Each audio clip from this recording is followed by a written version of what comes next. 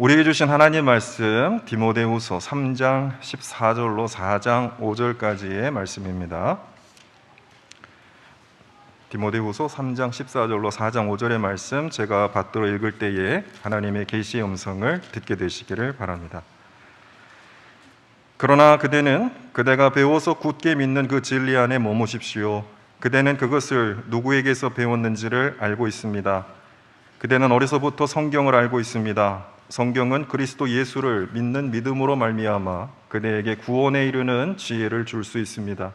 모든 성경은 하나님의 영감으로 된 것으로서 교훈과 책망과 바르게 함과 의로 교육하기에 유익합니다. 성경은 하나님의 사람을 유능하게 하고 그에게 온갖 선한 일을 할 수 있게 하는 것입니다. 나는 하나님 앞과 산 사람과 죽은 사람을 심판하실 그리스도 예수 앞에서 그분의 나타나심과 그분의 나라를 두고 엄숙히 명령합니다.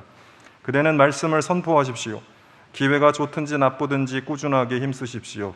끝까지 참고 가르치면서 책망하고 경계하고 권면하십시오.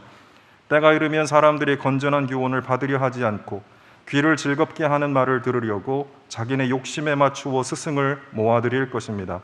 그들은 진리를 듣지 않고 꾸민 이야기에 귀를 기울일 것입니다. 그러나 그대는 모든 일에 정신을 차려서 고난을 참으며 전도자의 일을 하며 그대의 직무를 완수하십시오. 아멘. 엘 글로리아 성가대 찬양이 있겠습니다. 귀한 찬양 감사합니다. 오늘은 다음 세대부의 헌신 예배로 드리고 있습니다. 아까도 제가 말씀드렸지만 우리 아이들은 참 교회의 생명과 에너지를 불어넣는 귀한 하나님의 선물인 것 같습니다. 요즘 말씀을 전할 기회가 있을 때마다 제가 주일학교 또 대학생 청년들이 멸종 위기종이다 이런 말을 강조하고 있습니다. 대학 현장에 있다 보니까 이런 문제를 민감하게 느끼지 않을 수가 없습니다. 교회의 아이들, 젊은 세대들, 다음 세대들이 점점점 없어지고 있다. 이것은 오늘의 위기일 뿐만 아니라 다음 세대 우리 교회의 위기입니다. 그래서 아이들과 젊은 세대에 대한 그 교회의 각별한 관심과 보호의 노력이 필요하고, 교회 안에서 이 어린 생명들이 잘 자라날 수 있는 건강한 생태 환경을 만들어주는 것이 우리 시대 우리 교회가 감당해야 할 중요한 사명이라고 생각합니다. 해외에 선교사 보내는 것도 중요하지만 교회 안에서 젊은 세대를 기르고 양육하는 교육 선교가 우리 시대 교회가 감당해야 할 매우 중요한 선교의 과제라고 여기는 것입니다. 그래서 지금 우리가 교육 선교의 중요성을 인식하고 힘을 모아야 할 때입니다.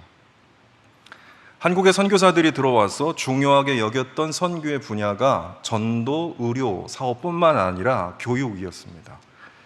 한남대학교를 설립한 미국 남장로회 선교사들을 보면 세 가지로 구분할 수가 있는데, 복음전도자, 교육선교사, 의료선교사, 이렇게 세 분야를 선교로 진행을 했습니다. 근데 그 가운데서 교육선교사의 비중이 가장 높았습니다. 복음전도자가 35%였어요.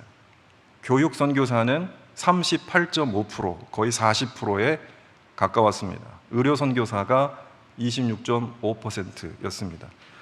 남장로의 선교회는 전도자, 교육선교사, 의료선교사 이들의 그 균형이 대체로 맞았다라는 것을 강조점으로 볼 수가 있는데, 특별히 그 중에서도 교육선교의 비율이 높았습니다. 우연히 그렇게 된 게 아니에요. 그렇게 된 원인이 있었습니다. 첫 번째로 그 원인을 한번 살펴보자면, 남성 선교사보다 여성 선교사의 비율이 한 1.5배가 많았어요. 보통 남자 선교사들이 많았을 거라고 생각하지만 선교사들 보면은 여성 선교사가 거의 2배 가까이 많았습니다. 남장로에도 예외가 아니었는데요.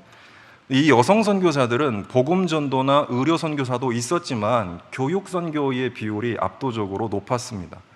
여성 선교사들이 들어와서 했던 일이 뭐냐면 여자 학교와 여자 성경학원, 여자 신학교에서 가르치는 일에 종사한 경우가 많았습니다. 그러니까 당연히 교육 선교사의 비율이 높을 수밖에 없었겠죠. 그러나 이보다 더 중요한 이유가 있었습니다. 왜 교육 선교의 비율이 높았을까? 남장로의 교육 선교의 방향을 이끌었던 분이 한남대 초대학장인 인돈 박사입니다. 미국 남장로의 교육 선교의 리더였습니다.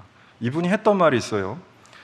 선교회가 할 수 있는 최고의 전도, 선교회가 할 수 있는 최고의 전도는 뭐냐? 교육이다. 이렇게 말했습니다. 왜 교육이 전도라고 생각을 했을까요? 처음에 복음이 전파된 이후에 선교사들이 직접 전도를 했지만 이제 복음이 자라날수록 복음을 전도하던 거는 이제 선교사들이 아니라 한국 사람들이 복음 전도를 주로 하고 있기 때문에 선교회는 이제 한국 교회 지도자를 기르는 교육 사업에 집중해야 한다. 그래서 교회와 사회를 이끌어 나갈 사람들을 길러내는 것이 가장 중요한 과제다. 이것이 우리가 감당해야 할 복음 선교다. 이렇게 말했습니다. 따라서 선교사들의 역량이 교육 선교에 집중되었던 것이고, 그런 차원에서 해방 이후 한국 전쟁으로 열악한 환경 속에서도 막대한 예산이 투입되는 그런 어려움을 무릅쓰고 대전에 기독교 대학을 선교회가 설립했던 것입니다. 여러분께 한번 묻겠습니다. 선교사들의 이런 판단과 노력이 옳았다고 보십니까? 전도하는 일도 중요하지만 사람 기르는 일에 그들이 힘을 모았던 것, 그래서 열악한 환경에서도 최선을 다해서 대학을 세운 이들의 판단과 노력이 옳았다고 여기십니까? 저는 전적으로 동의하고 공감하고 있습니다. 만약 누군가 기독교가 한국에 어떤 공헌을 했느냐라고 묻는 사람이 있다면 수많은 교회도 그러한 증거이고 근대 의료기관도 중요한 예이겠지만 무엇보다도 한국의 근대 교육이야말로 기독교의 공헌이다. 이렇게 말하고 싶습니다. 여러분 잘 아는 대로 수많은 기독교 학교들, 미션 스쿨들, 기독교 대학들 그 증거라고 하겠습니다. 우리가 앉아서 예배드리는 이 공간 한남대학교도 그 노력의 결과물이죠. 학교 건물이나 시설이 중요한 것이 아닙니다. 그 학교들에서 길러낸 사람들이 얼마나 대단한 사람들이었는가, 얼마나 귀중한 인재였는가, 그것이 핵심입니다.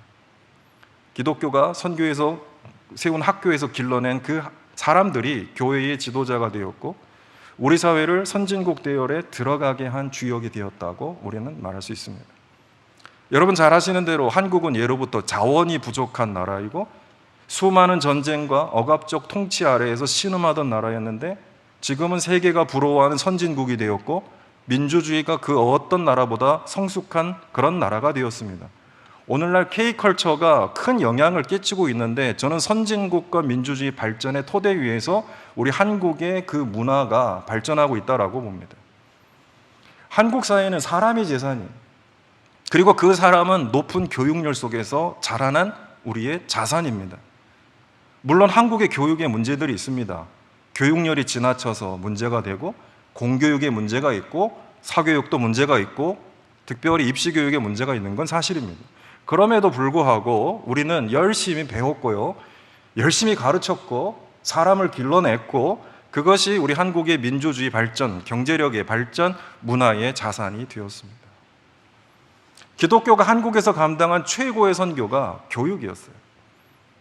구한말, 일제강점기, 해방 이후 한국전쟁으로 우리나라와 민족은 초토화되었습니다. 그 무너지고 쓰러진 땅에 학교를 세우고 사람을 길러내는 노력을 한 것이 누구였느냐? 기독교였다라는 겁니다.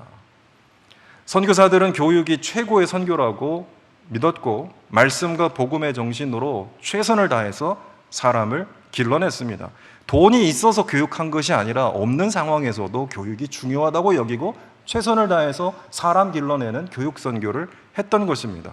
저는 그것이 교회의 능력이 되었고 한국교회 성장의 밑거름이 되었고 더 나아가 우리 한국 사회의 부흥의 기반과 토대가 되었다고 믿습니다. 그런데 오늘 한국교회 여러 가지 문제가 있습니다만 가장 중요한 문제 중에 하나가 뭐냐? 이 교육선교의 실종 내지는 교육선교의 부실입니다.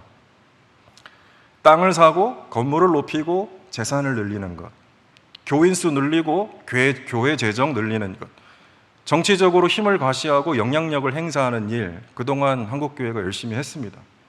사실 기독교 특혜의 시대를 살아왔어요. 해방 이후인. 특히 교회와 정권이 긴밀하게 협력하는 시대를 살아오면서 이 교회는 알게 모르게 우리 사회 특권층이 되었고 한국교회, 한국 사회의 지배 종교로서 많은 영향력을 행사했습니다. 그러면서 놓친 것이 있었죠. 한 영혼을 소중히 여기고 낮고 작은 사람들을 돌보고 성도를 제자로 기르고 하나님 나라의 일꾼을 세우는 그런 노력을 우리가 점점 등한시했다라는 것입니다.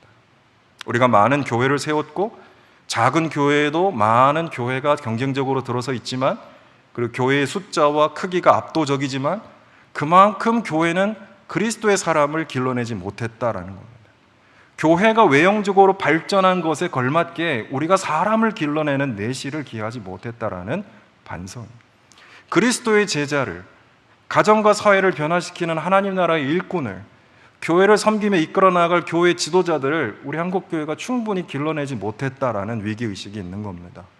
그러는 동안 우리 사회 많은 사람들이 교회에 대한 부정적인 인식을 가지게 된 것도 뼈아픈 일이라고 생각합니다.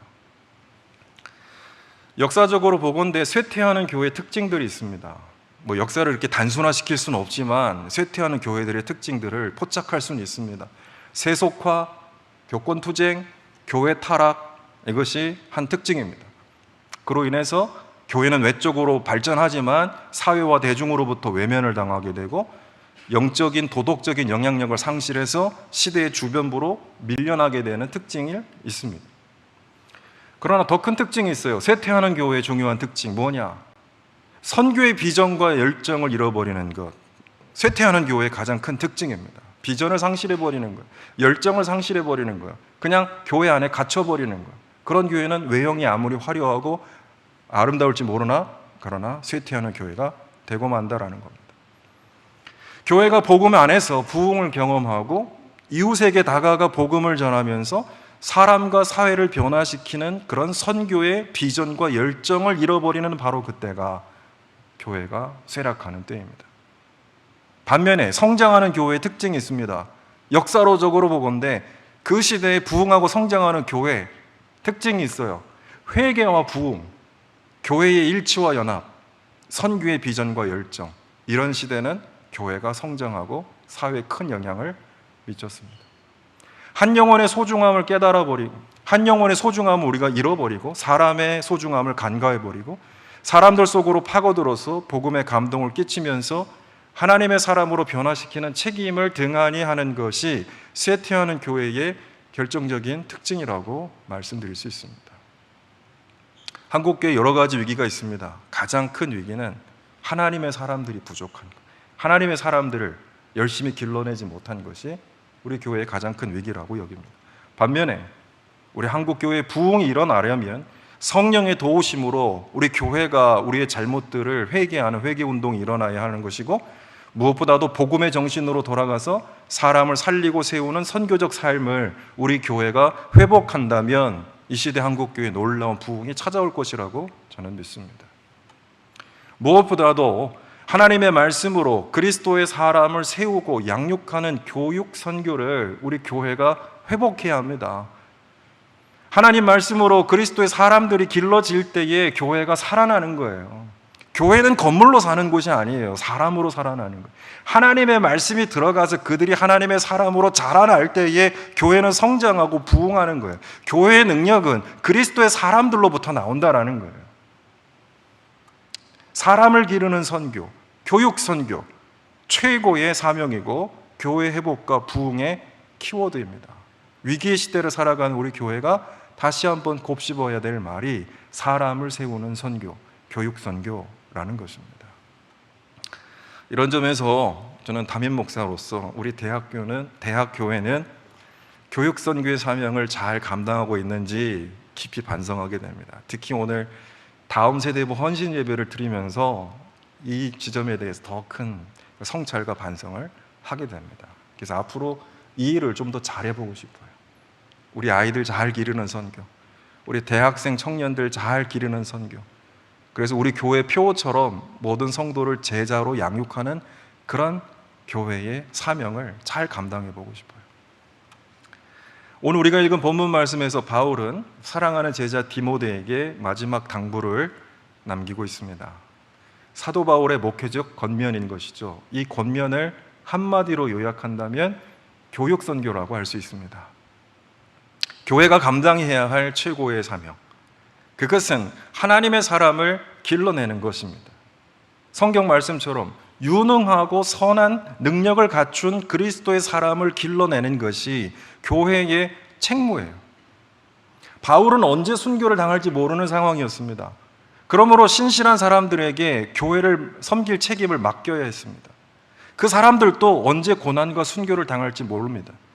그러므로 그들도 믿음직한 사람들에게 복음의 진리를 전수하면서 교회를 섬길 책임을 맡겨야 했습니다.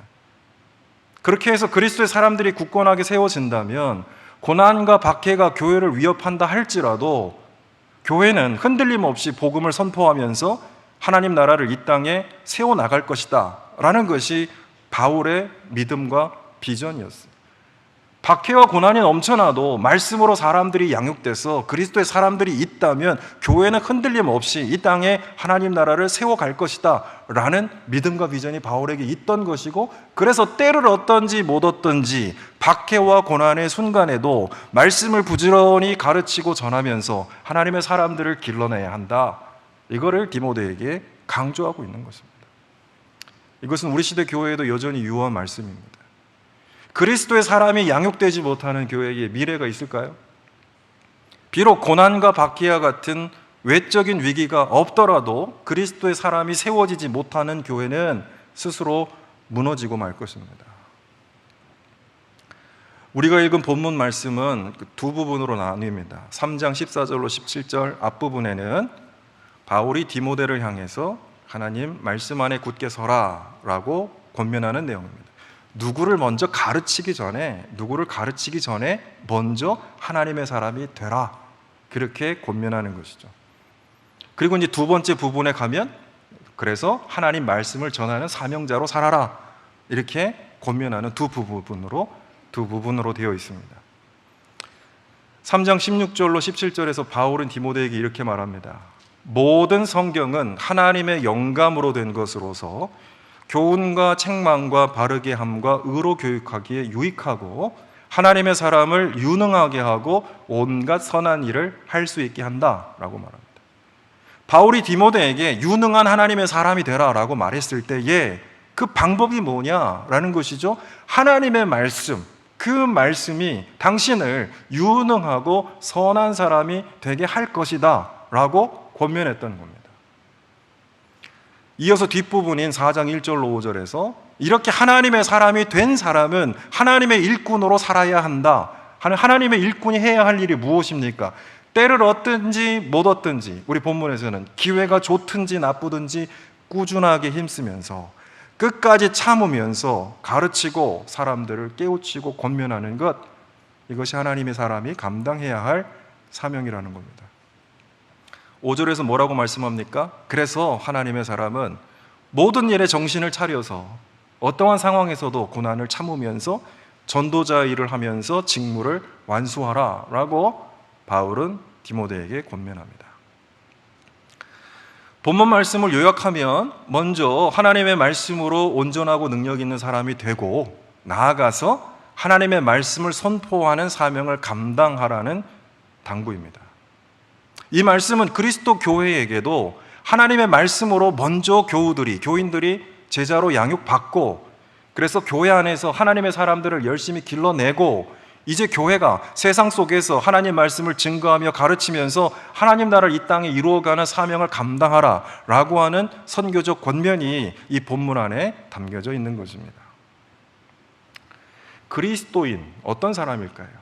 그럼 그리스도인은 어떻게 살아야 될까요? 이 두 가지, 그리스도인됨과 그리스도인의 사명, 이것에 대해서 사도 바울이 처음부터 끝까지 강조하는 하나의 원리는 하나님의 말씀입니다.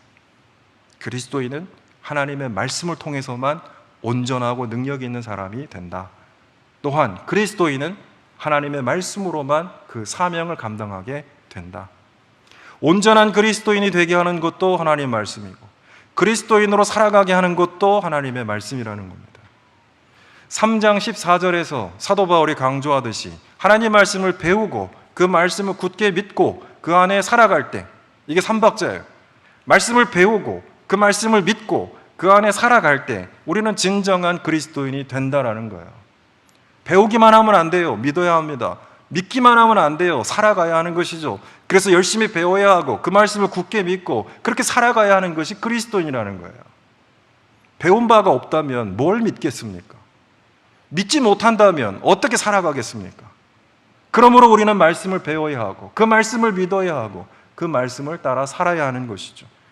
진리 안에 머물지 못하는, 진리 안에 살아가지 못하는, 진리 안에서 깨달음을 얻지 못하는 사람이 어찌 그리스도인으로 이 땅에서 살아갈 수 있겠냐라는 말씀입니다. 15절에서 바울은 성경이야말로 그리스도 예수를 믿는 믿음으로 구원에 이르게 하는 지혜라 이렇게 말씀합니다. 우리에게 믿음을 주고 진리를 확신하게 하고 그 진리 안에 살아가게 하면서 마침내 구원으로 인도하는 하나님의 능력과 지혜는 곧 하나님의 말씀이다 라고 사도 바울은 강조하고 있습니다. 그래서 어려서부터 말씀을 배워야 합니다. 가정에서, 교회에서, 삶의 자리에서 하나님의 말씀을 열심히 배우고 또 부지런히 가르쳐야 한다라는 말씀입니다. 여러분 잘 아시는 대로 한국교회 초기에는 성경에 대한 철저한 배움과 가르침과 순종이 있었습니다. 그래서 한국교회를 가리켜서 성경 기독교, 바이블 크리스티애니티라고 교회사학자들은 말하고 있어요. 한국 기독교는 어떤 교회냐? 바이블 크리스티애니티, 성경 기독교다 라고 말합니다. 성경이 한국교회 모든 것이었어요. 한국교회 초기 문헌을 읽어보면 성경에 대한 강조, 사경회에 대한 열정에 대한 기록들이 많이 있습니다. 사경회에 참석하기 위해서 추운 겨울에도 며칠씩 굶어가면서 먼 길을 마다하지 않고 교회에 찾아왔고, 교회에 찾아왔는데 앉을 자리가 없어서 예배당 밖에서 창문에 매달려서 말씀을 들었다라는 기록들이 수도 없이 많이 나오고 있습니다. 먹을 것이 부족하고 가난하고 많은 박해와 고난 중에도 말씀을 열심히 배웠고 배운 대로 실천하는 것이 한국교회의 모습이었어요. 어린아이, 여성, 가난한 사람, 병든 사람, 한센인 할 것 없이 열심히 성경을 배웠고 그 말씀 속에서 위로와 감동을 받았고 말씀으로 삶이 변화되었고 그 말씀에 순종하며 살았던 것이 한국교회 교인들이었어요.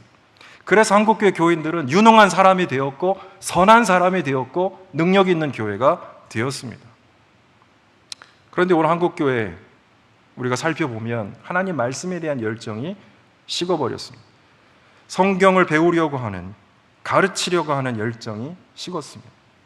성경 공부, 교회 학교, 성경학교, 수련회 시들었어요. 사경에, 부흥에 점점 희박해지고 있습니다. 바쁘다는 핑계로 참석하는 사람들이 점점 없어지고 있습니다. 그러는 동안 이단들의 집회와 잘못된 성경 공부는 무성해졌어요. 역설이 아닙니까? 교회에서는 점점점 성경 공부가 사라지고 있는데 이단들은 열심히 성경 공부하고, 교회에서는 수련회 많이 못하는데 이단들은 열심히 집회하고, 이것이 역설이 아니고 무엇이겠습니까? 무엇보다도 우리 자신이 하나님의 말씀을 회복해야 합니다. 말씀을 부지런히 배우고 말씀을 가르치는 열정을 회복해야 합니다. 우리가 온전한 그리스도인과 교회로서 유능해지고 또 하나님께서 맡겨주신 온갖 선한 일을 우리가 감당하려면 우리 힘으로 되는 것이 아니에요. 우리의 의지와 열정으로 되는 것이 아니에요. 하나님의 말씀이 우리의 생각과 마음과 삶을 주장하고 인도할 때에 우리는 하나님의 사람이 될 수 있고 하나님이 맡겨주신 온갖 선한 일을 감당할 사람들이 된다라는 거예요. 무엇보다도 우리 교회 학교에서, 대학부에서, 청년부에서, 장년부에서 부지런히 하나님 말씀을 가르치고 배워야 합니다.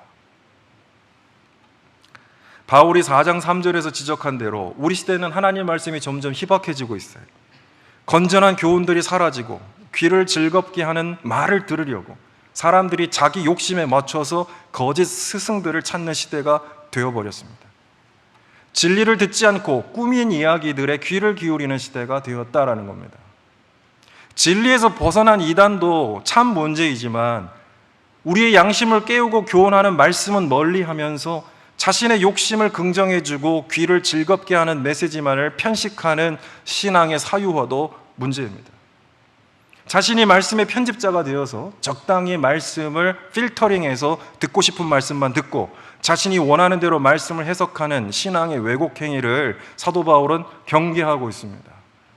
하나님 말씀을 통해 우리가 가르침을 받아야지 우리가 하나님 말씀을 재단하고 가공하면서 내 기호에 맞게 하나님 말씀을 길들인다면 하나님이 주인 되시는 신앙이 아니라 내가 주인이 되고 결국 나를 위한 종교로 전락하게 될 것이다 라는 것입니다. 말씀을 정리하고자 합니다. 오늘 헌신을 다짐하는 사랑하는 주일학교 교사 여러분, 그리고 교우 여러분, 하나님 말씀을 더욱 깊이 배우고, 그래서 때를 얻든지 못 얻든지 하나님의 말씀을 부지런히 가르치면서 유능하고 선한 하나님의 사람들을 길러내는 그런 교회가 될 수 있기를 주의 이름으로 부탁합니다. 우리가 먼저 하나님 말씀을 깊이 배우고 우리 자녀들을, 우리 학생들을 말씀으로 정성껏 가르치면서 우리가 살아가면서 만나는 동료들과 이웃들과 친구들에게 하나님 말씀을 전하고 실천하면서 하나님 나라에 감동을 끼치는 주님의 신실한 일꾼이 다 되실 수 있기를 주의 이름으로 부탁합니다. 기도하겠습니다. 하나님 아버지, 감사합니다. 오늘 사도 바울이 디모데에게 행한 이 목회적 권면을 우리가 말씀으로 봤습니다. 우리가 하나님 말씀을 잘 배우게 하시고 그 말씀을 우리가 굳게 믿고 그 말씀에 살아감으로써 우리가 유능하고 모든 일을 감당할 수 있는 하나님의 사람 될 수 있게 인도하여 주옵소서.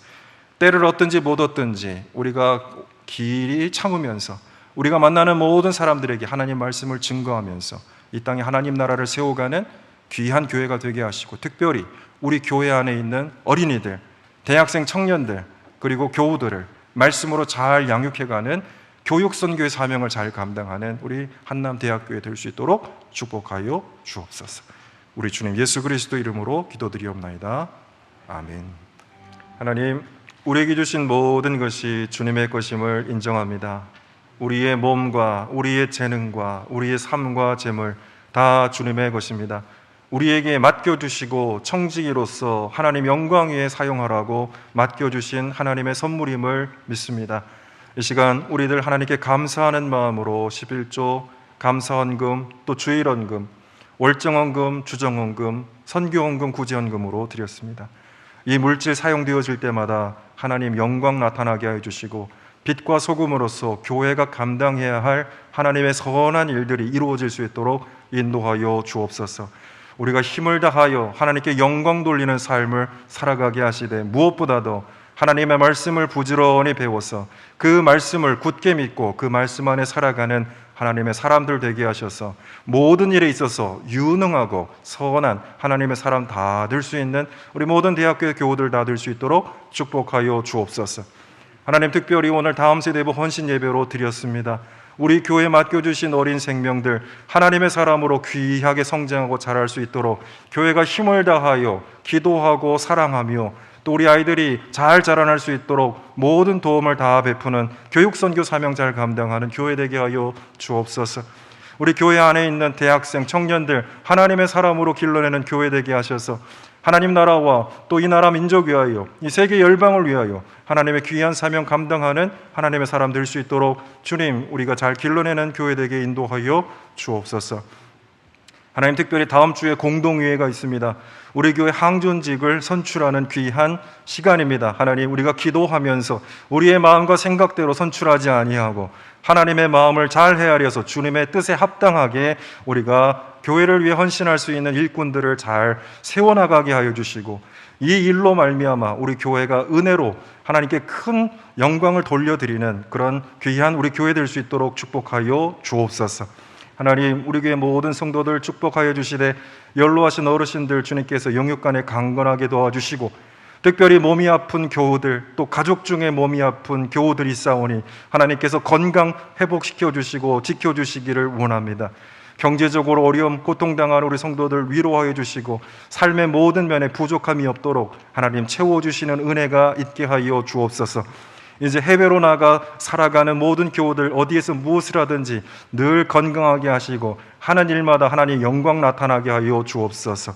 진로를 위해서 고민하는 청년들, 취업을 앞두고 결혼을 앞두고 기도하는 청년들, 또 출산을 앞두고 기도하는 모든 가정 하나님께서 기억하여 주셔서 기도하는 대로 열매 맺고 하나님의 귀한 뜻이 우리 모든 교우들의 가정과 삶에 이루어질 수 있도록 축복하여 주옵소서.